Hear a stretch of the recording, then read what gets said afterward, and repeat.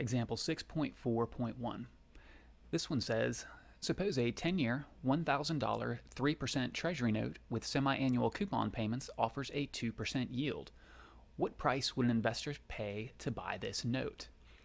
Okay, we've got some more terminology sneaking in here as we move from zero coupon bonds into coupon bonds. So we have some more vocabulary to unpack.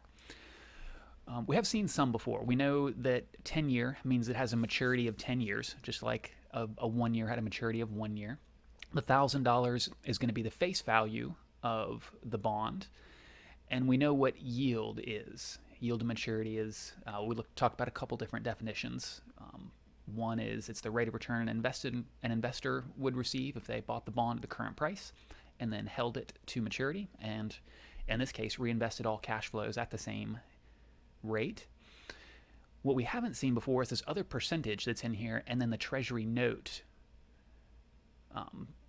phrase, and then coupon payments. So let's take each one of these one by one. Treasury note is another type of U.S. government bond. It's a way the U.S. government borrows money. And there are three types. There are T-bills, which is what we saw with the zero coupon bonds. Those have maturities 1 year or less. There are Treasury notes. Those have maturities between 1 and 10 years. This one is a 10-year, so it's going to be a Treasury note. And then bonds with maturities greater than 10 years are just called Treasury bonds, right? And this one's a note, so that's what that is. Hey, the other two pieces that we have not seen before now are the semi-annual coupon payments this bond makes, and then this 3%. And those two are related. Let's start just trying to map this guy out and see what we're dealing with here. All right, and we'll actually start with the coupon payments. Confusingly, we've got two percentages now. They're going to show up in our bond problems. We've got these coupon bonds, and it's important to keep these two differentiated because they don't necessarily tell you what they are. You just have to know based on the vocabulary. The yield is the discount rate that we will use to evaluate the cash flows. The other percentage that's going to be in there is going to be what's called the coupon rate, and the only thing we will ever use this for is to calculate the amount of the periodic coupon payment. We will never use the coupon rate as the discount rate to find price or anything else for a bond. Right? It can get confusing because they're both percentages, and so it's easy to kind of swap them around. But we have to be pretty careful with that on bond problems. All right, let's take a look at our formula sheet and scroll to the Chapter 6 formulas. There aren't many, but the one I'm interested in here is this one that says CPN, which stands for coupon.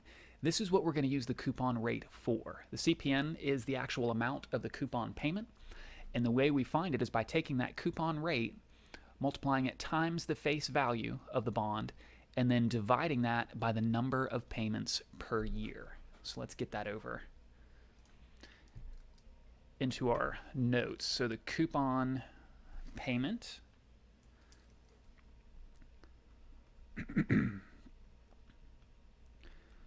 is equal to the coupon rate excuse me, times the face value, and then we're going to divide that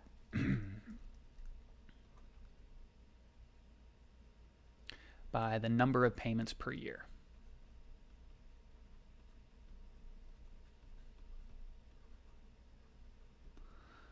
Okay, with this bond, the coupon rate is 3%, and I know that's the coupon rate because it appears with the face value and the other bond descriptions, and because the other percentage that's there, it tells me that it's a yield. So I know that the other one is going to be the coupon rate. And the coupon rate is 3%. I'm going to do arithmetic with it, so we need to convert that to a decimal, 0.03. We're going to multiply that times the face value of $1,000. And then we're going to divide that by the number of payments per year. This one makes semi-annual coupon payments, meaning it pays twice per year. So the investor will get one coupon payment every 6 months. Anytime you see semi-annual, you'll know that means 2 payments per year. All right, so the coupon rate, 0.03 times 1,000 is 30. So the bond pays $30 per year in coupon payments, but it splits it up and pays half in one 6-month period and the other half 6 months later. So the amount of each coupon payment is $15. Okay, once we've got that, we can actually map out our cash flows.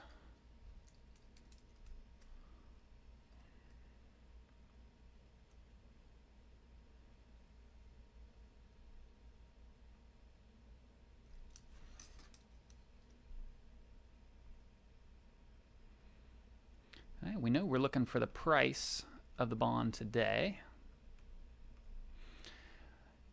And if the investor were to purchase this bond, what would happen is he or she would receive 6 months from today the first coupon payment of $15. So this first tick mark here is actually one 6-month period, because the timing of our cash flows are going to determine the periods that are broken down in our timeline.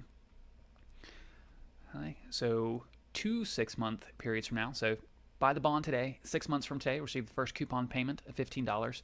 6 months from then, or 12 months from the time of purchase, we'll receive the second coupon payment of $15. So from the 0 tick mark to the end of the second period tick mark, that's actually 1 year in this case, right? And we have to map the cash flows out in 6-month periods because that's when the bond is actually paying them. Okay, so this pattern would continue all the way out to, in this case, 26-month periods. And the reason it's 20 is because it is a 10-year note and it's making 2 payments per year. So there's going to be 20 total payments over the life of this bond. And at the end of that period, so at the end of 10 years or 26-month periods, the investor will actually receive 2 cash flows. She's going to receive the last coupon payment of $15 and then is also going to get the face value back. Right? So bonds, when we've got coupon bonds here, they're actually interest-only loans. Really all they are is a way for companies and governments to borrow money, but they're structured a little bit different than the amortizing loans you and I are used to, where every payment we make has a little bit of principal and interest in it, and the payments are level, and when we make that last payment, we've paid all the principal down that we had borrowed, plus all the interest that we promised to pay. Well, bonds are a little bit different. Their periodic payments, if they make them, on a coupon bond, are interest only. This is just interest on the money that they borrowed from the investor who bought the bond, and then at the very end, there's a balloon payment where the full principal amount is repaid. So same idea, it's just a loan, but it's just structured a little bit differently than the ones we're used to seeing as consumers. All right, there's one more piece of information that we haven't put in here yet, and that is the yield. It is 2%. But yield to maturity has a specific definition. It is the discount rate that equates the present value of the promised future cash flows with the current price, but it is also, part of its definition is that it is expressed as an annual percentage rate with the appropriate compounding, right? And if we remember from chapter 5, go back and look at our definition of APR, the annual percentage rate is the amount of annual interest earned without the effects of compounding. So we've got to be careful here to make sure we get to the periodic effective rate that matches the frequency of the cash flows. So we're going to use this definition of APR to get the actual 6-month effective rate. So APR is equal to the periodic effective rate times the number of compounding periods per year. Yield to maturity is that APR, that's 2%. Little r, my 6-month effective rate, is what I'm looking for. And M, since I have semi-annual payments, that's twice per year, 2 compounding periods per year. So my little r, just divide both sides by 2, my 6-month effective rate is actually 1%. All right, so R equals 1%. And the reason we have to do that is because the rate that we use has to match the frequency of the cash flows. So the actual timing of the cash flows drives what rate we're going to use here and how many tick marks we have on our timeline. Okay, we've got all the information here. What we now need to do is find the price, where the price of the bond is actually the present value of all these promised future cash flows, discounted back at the yield to maturity. So we need to take each one of these payments and bring them back to time period $0 and add them up to find the actual price. Now, this is a little bit different looking timeline than we've seen before, but if we actually kind of split it apart, it'll look familiar. Let's consider just the coupon payments for now, so just that string of $15 payments. If all we had was that, and the face value wasn't there, well, this would just be an ordinary annuity. We've got level cash flows at the end of the period that stop at some point. We know how to deal with ordinary annuities. We've got the present value. In this case, we use the present value of an ordinary annuity formula, or the time value money keys in our calculator, or the spreadsheet if we go there. So that's not a problem. We know how to deal with that. In fact, just for the sake of seeing the formula, let's go ahead and, well, not yet. We'll get there. We'll get there. All right, so that's the coupon payments are an ordinary annuity. And then if we had just the face value here and we ignore these coupon payments, well, this is just a lump sum that's received at the end of the timeline. So coupon paying bonds are just a combination of an annuity with the coupon payments and a lump sum with the face value. Right? And in fact, if we look at our formula sheet for the price of a coupon bond and the present value of a coupon bond, what we see is, we'll start at the end here because this one's a little bit easier to see. We've got the future value divided by 1 plus r to the n.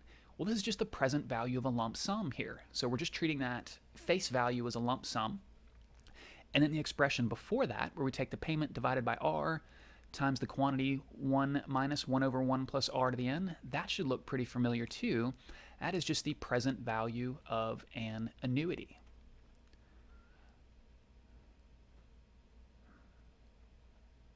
There you go, present value of an ordinary annuity is that exact same formula right there. So the formula for the price of a bond, we've actually already seen everything here. It's just a combination of the present value of an annuity and the present value of a lump sum. Now, once we get here, this tends to be a good bit of work, so most students are going straight for the calculator, and we will do the same here. Also, we should identify our cash flows. We have a combination of annuity, ordinary annuity, I should be more specific,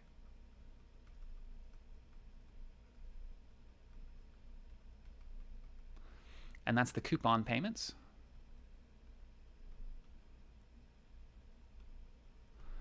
plus a lump sum,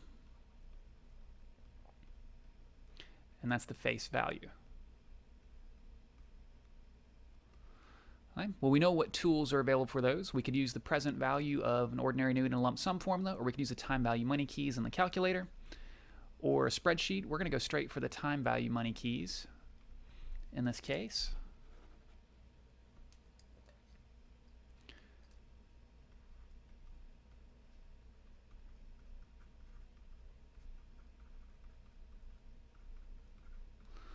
All right, N is going to be the total number of payments on the timeline, right? And maybe that's a confusing way to say it. It's the total number of tick marks at which we receive payments is maybe a better way to say it. It could get confusing if we think of this at the end of the timeline as two separate payments. Really, we need just the total number of periods over which payments are happening.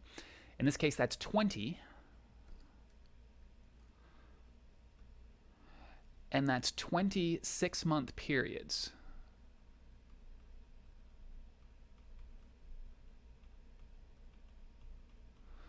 So what goes on our I over Y key, since this N is in 6-month periods, we need to use the 6-month effective rate. So what we're going to do is take the APR of 2% and divide it by the number of compounding periods per year of 2 to get the 6-month effective rate. And it works that way because of how yield to maturity is calculated. It's always calculated as an APR with the appropriate amount of compounding. So we're taking advantage of the APR definition here and just solving for little r by taking the yield and dividing by the number of compounding periods. the 6-month effective rate. All right, present value is what we're solving for. Payment, that's those periodic coupon payments that we're going to receive. And once again, we're going to enter cash flows on two different keys, so we have to be really careful about the relative direction of those cash flows and make sure we get it right. There's one of two perspectives we could pick here. It could be the perspective of the investor, who would have a cash outflow today to buy the bond, and then all the other cash flows would be cash inflows, the coupon payments and the face value. So those would all be positive.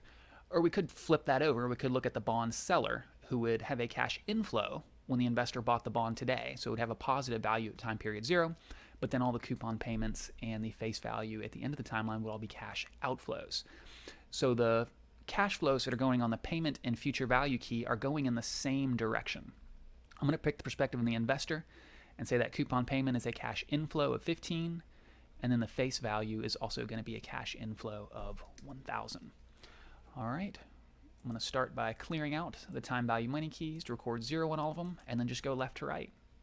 N is 20, so I'll type in 20 and press N. I over Y is 1%. I know this is going to come out even, so I don't have to do the division in this case. I'm just going to type in 1. Present value is what we're solving for, so I'm going to skip over it. Payment is 15, so I'll type in 15 and press payment to store it. Future value is 1,000, so I'll type in 1,000 and then press future value to store it. And then we have information on 4 of the 5 keys, so we can solve for the 5th, in this case present value, by hitting compute present value. All right, and we are getting a bond price of $1,090.23. So if we were to put that on our timeline, that would be a cash outflow for our bond buyer of $1,090.23, roughly. Okay, so there's an interesting thing going on here. You would think, since the borrower is borrowing $1,000, that you would pay $1,000 as the investor. Like, you would loan them $1,000, they would pay you back the $15 in interest every 6 months, and then give you $1,000 back at the end. Well, with this problem, we've got a mismatch between the interest rate the bond is paying. Remember, the coupon rate is 3%, right? So it's actually paying 3% interest, but the investor is only earning 2% on an annual basis on this bond. Well, the only way the investor can earn less than what the bond is paying is if he or she pays more than face value for the bond. And we'll talk more about that relationship as we go deeper into the example problems. I just want to go ahead and plant that seed that when we see a price that a bond price that we call a premium here, where premium means that the bond's price is currently higher than the face value, then we already know the relationship between yield and coupon rate. If a bond is trading for a premium, it must be the case that the yield is less than the coupon rate, or if you want to look at the other side of it, the coupon rate is higher than the yield. And that's a relationship worth keeping in mind, because it can really help speed up some of the bond problems and develop your intuition for what answers should look like.